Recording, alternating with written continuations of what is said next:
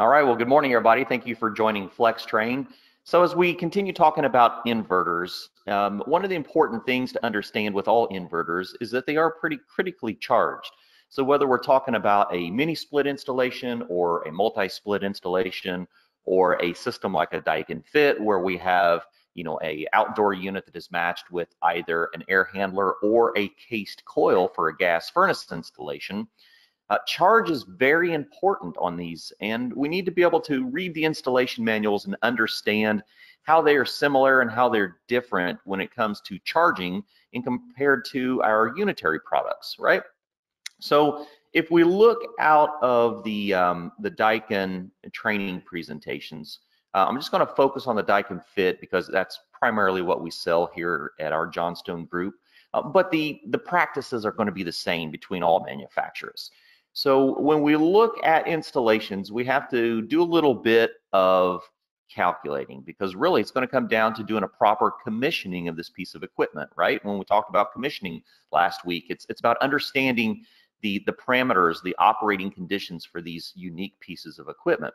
So when we're talking about refrigerant charge and the fact that it's going to be a fairly specific refrigerant charge for our application, we need to look at our total line set length a lot closer than we have in the past. So our units are going to come pre-charged with enough refrigerant, and we'll show it here in a minute. If we're talking about a vertical coil on these Daikin Fits, it's enough refrigerant for 15 feet of line set. If it's a horizontal coil, it's going to be enough for about 12 feet of line set. And then we're going to calculate our additional refrigerant charge based on the length of line set and the diameter of our line set as well.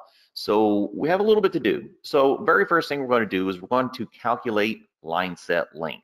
So if we're reusing existing line set, we're going to have to put a little bit of work and a little bit of effort into it because we need to calculate exactly how much line set is on our unit. So we're going to measure it in full, and then we're going to do some adjusting.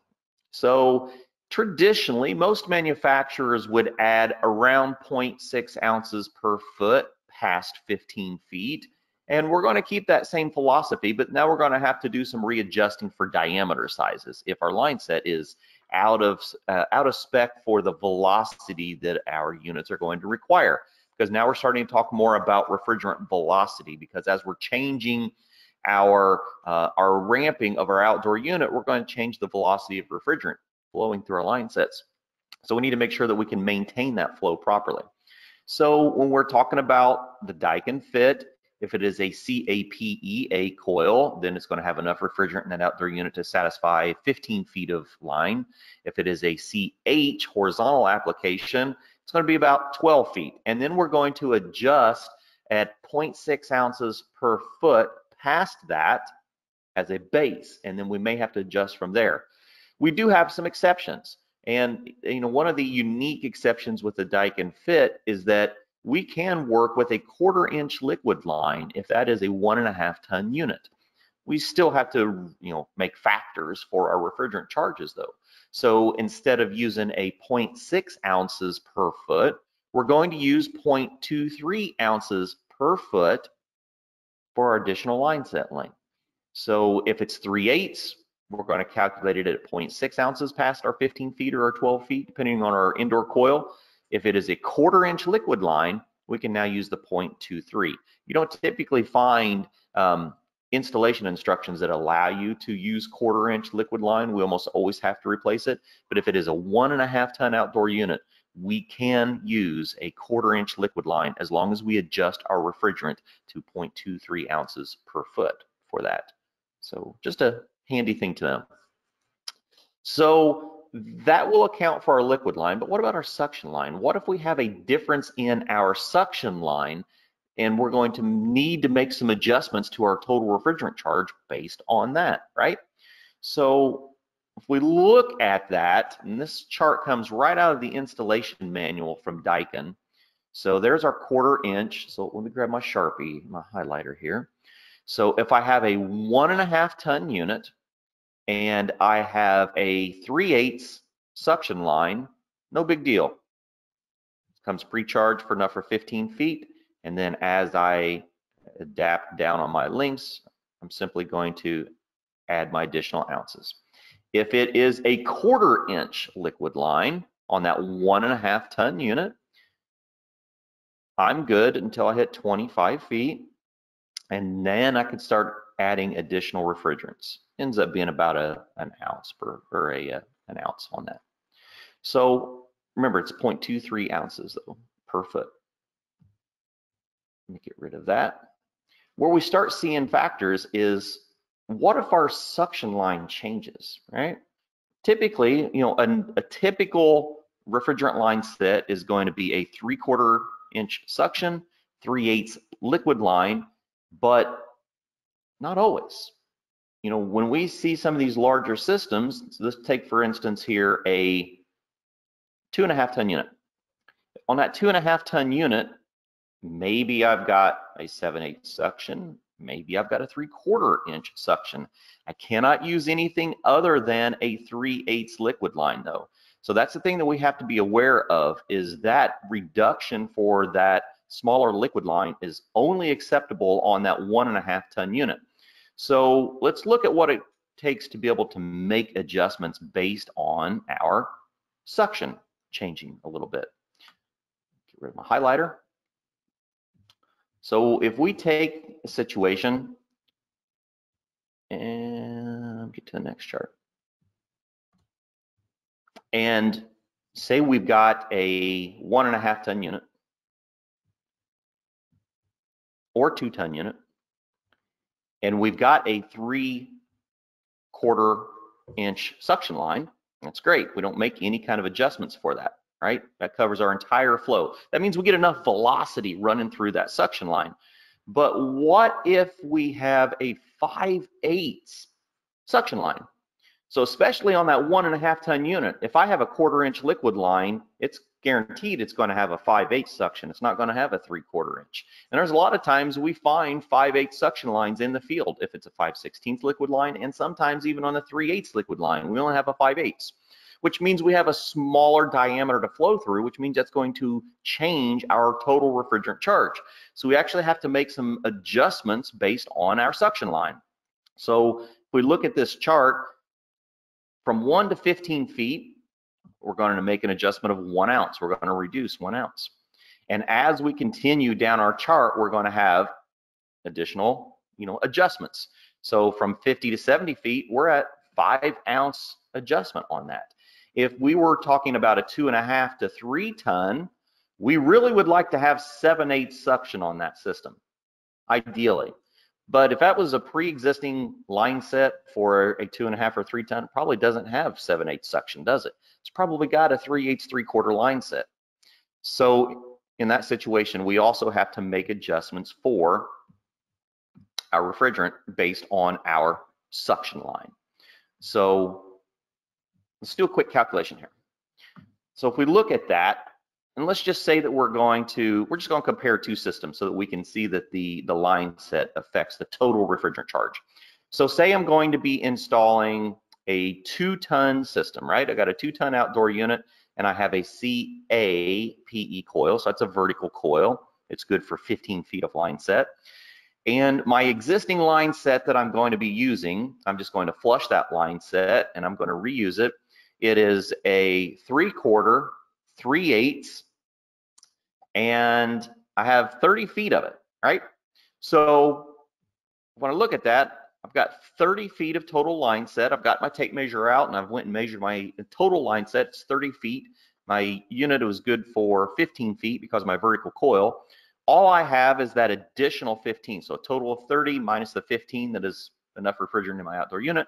So I've got 15 feet at our standard rate of 0.6 ounces per foot. That's 9 ounces. All I'm going to do is add 9 ounces to my system. That's it. I satisfied that 3/4, 3/8 calculation.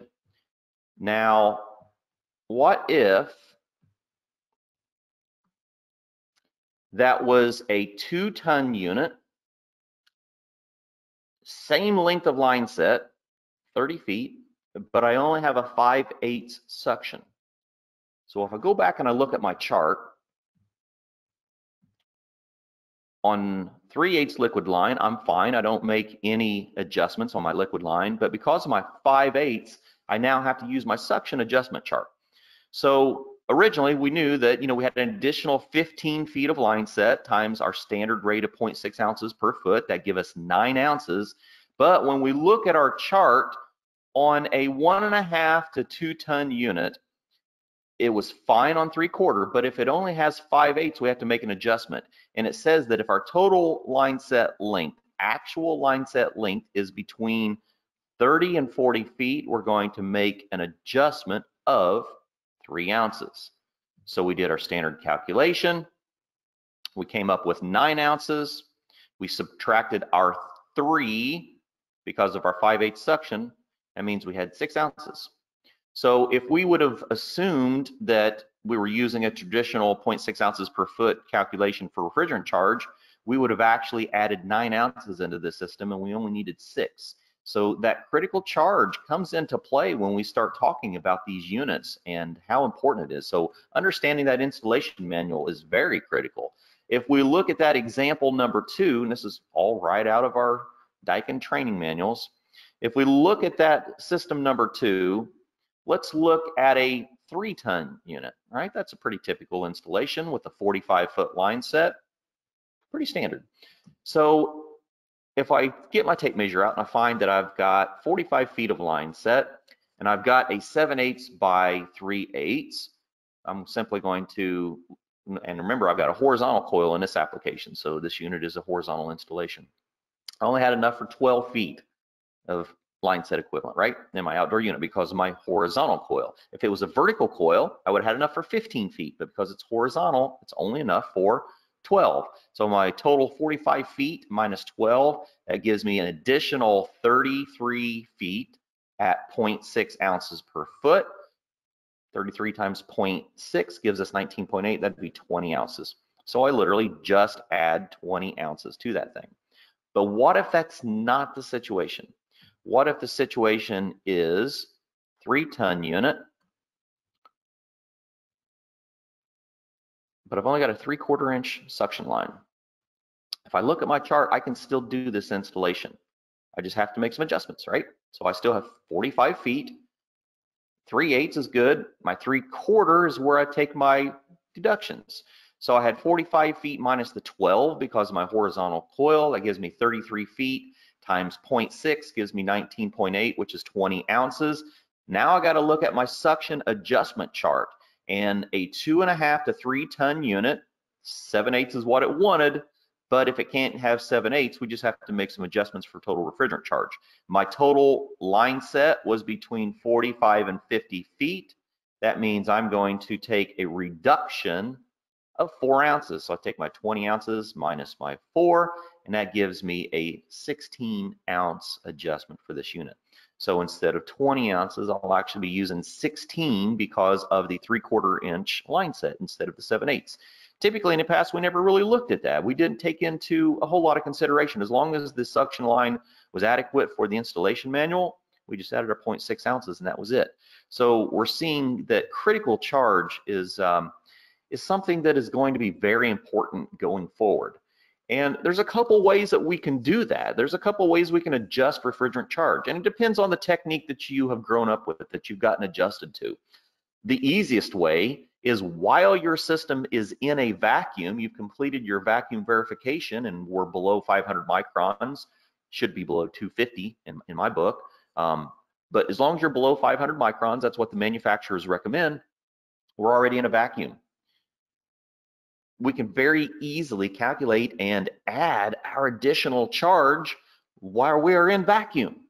So I highly recommend doing that for both standard unitary installations and inverter installations. While you're in vacuum, that's a fantastic time to add your additional charge because there's no other steps necessary. You've already adjusted your total refrigerant charge. And we're just going to simply verify that, we've got proper subcooling. But what if we did not do that during our vacuum, right? What if we need to add refrigerant to the system and then verify that we have proper subcooling afterwards? And I recommend to everyone, every installation, no matter what metering device you have, because you'll hear rule of thumbs that if it has a piston or a capillary style metering device, I'm going to charge by superheat. If it's got an expansion valve, I'm going to charge by subcooling. I tell you to check superheat and subcooling on every installation so that you can verify your total operation. Because what if my TXV is not metering properly and my superheat's off? Well, the only way you're going to find it is to verify superheat. So check superheat and subcooling at the same time. But with an inverter, shouldn't we need to max that system out on its capacity? Because if I start up an inverter, it may be trying to run at a very low capacity, maybe 25 or 35%. So I actually need to put this unit in a charge mode, and every manufacturer has some type of a charge mode. It can either be done at the outdoor unit, or if it's a total communicating system, it can be done at the thermostat. So I want to show you the two different thermostats that work with the Daikin Fit and how to get into charge mode, because what we're going to do when we manually go in and put our system into charge mode, it's going to ramp everything up to 100% capacity. It's going to put it at its design load so that our outdoor unit's going to ramp up, our indoor blower motor is going to ramp up, our expansion valve, is electronic expansion valve in our situation with the Daikin Fit, is all going to open to a 100% capacity so that we are calculating this at its optimal running condition. So if you have an older thermostat, it would be the CTK04, which is a Honeywell built thermostat. Kind of looks like the Prestige series. But it was the CTK04. It's built specifically for the inverter communicating or Daikin communicating systems. There's some other brands that use it as well. Some of the earlier Amana and Goodman communicating, they use the CTK04. Remember, it's all kind of going back to that Climate Talk platform. So on that CTK04, to get into that charge mode, we got to do a couple things. So we're going to go into the ComfortNet user menu. We're going to use the date code, and if any of you are not familiar with Honeywell thermostats, when it asks for the installer password, that's the date code. So you can flip the, take it off from the plate, you have a date code on the back of the thermostat, or it's also in the menus as well. So your installer password is your date code. So you're going to go into the settings, you're going to go to the outdoor unit, you're going to go to system setup 2, and we're going to put it in charge mode. So go to charge mode, turn it on, and we are now locked in for about an hour. So we have an hour of time to verify operating in 100% capacity and 100% load operation for this unit. And after an hour, it's going to revert back into its normal state unless we turn it off. So it's really pretty easy. So we're just going to go in and set that to a charge mode or 100% operating condition. And then we're going to weigh in our additional refrigerant charge. If we are using the Daikin 1 Plus thermostat, it's a little bit different, but not a lot when we think about what we're actually doing.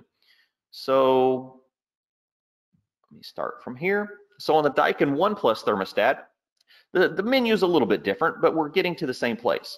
So we're going to go into the full setup screen. And in that full setup screen, we have a couple menus. We got our personalization, communication, equipment setup, system optimization, and we have different things that we can scroll through under each one of those. But when we get to system optimization, right there it is, charge mode. So we're simply going to go over to charge mode, and it's going to tell us what it's going to do. So in charge mode, our thermostat, our Daikin 1 Plus thermostat, is going to say, this allows for a steady system operation for a duration of approximately 1 hour to allow for refrigerant charging of the system via the suction charge port. The system will stop after completion, or we can manually turn it off as well. So what we're doing is we're just looking for a proper load on our system so that we can set our charge properly. If we were talking about a standard single stage or 2-stage unit, how are we going to adjust refrigerant charge on that? We're going to put it in high stage, and we're going to set the unit by subcooling, because that is what the manufacturer has designed the system for. And our inverters are the same way.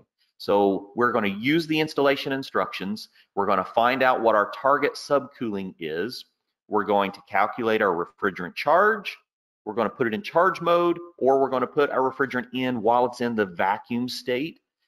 And now we're going to run our system and verify that our target subcooling is proper, because they are very critical on subcooling. And I do have guys that come back and go, hey, I did my calculation out of the installation manual, and I still had to add a little bit of refrigerant afterwards. I said, well, that's understandable. Maybe our line set calculations weren't 100% correct. Maybe our load is a little bit off from where the installation instructions would have it as. So we always use our line set calculation for our additional refrigerant charge. And then we're going to verify our subcooling, and I verify superheat, and we're going to set the unit charge based on proper subcooling. So not much different than our unitary installations, but a little bit. You know, the main thing is we have to get them to 100%, and we have to calculate our additional refrigerant charge and verify that we are at our subcooling target. So not a lot when it comes to charging inverters, but a little bit, and a little bit different. So it's all about informing you on the changes as we move into inverters and the things to look forward to, so that it's not a surprise the first time you install an inverter and you're not sure how to set your refrigerant charge. So I'm going to open up the lines. Does anybody have any questions on adjusting refrigerant charge on inverters? All right, well, a little bit early. I'm going to go ahead and wrap things up. I've got another Daikin class coming in here in a little bit, and we're actually going to do some training on the Daikin fit and on that thermostat and discuss some of our refrigerant charging. So everyone have a fantastic day, and I'll see you all next week.